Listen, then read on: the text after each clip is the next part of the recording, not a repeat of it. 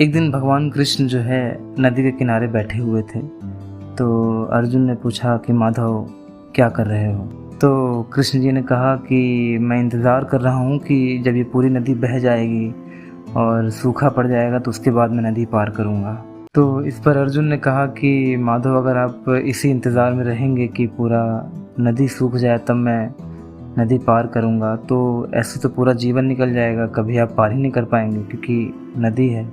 तब भगवान श्री कृष्ण ने कहा कि बस यही तो बात है कि जो मैं सभी इंसानों को ये समझाना चाहता हूँ कि इंसान जो है हमेशा यही बोलता रहता है और सदा ही सिर्फ इसी इंतज़ार में रहता है कि कब इन जिम्मेदारियों से मुक्त हो जाऊंगा, उसके बाद मौज करूंगा, अपनी ज़िंदगी जीऊंगा, घूमूंगा फिरूंगा, सबसे मिलूंगा, सबकी सेवा करूंगा।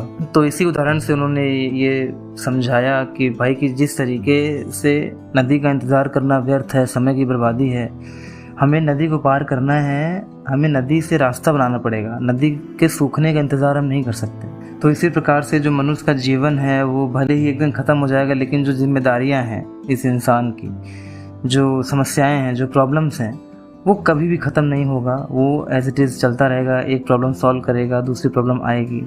तो हमें इसका इंतज़ार नहीं करना है कि जब ये काम हो जाएगा फिर मैं एंजॉय करूँगा, फिर मैं सेवा करूँगा, फिर मैं घूमूंगा फिरूँगा। जब जैसे जो चीज़ें हो पा रही है वो इंसान को करना चाहिए। व्यर्थ में सही समय का इंतज़ार नहीं करना चाहिए, क्योंकि सही समय एक्चुअल में कभी नहीं आता।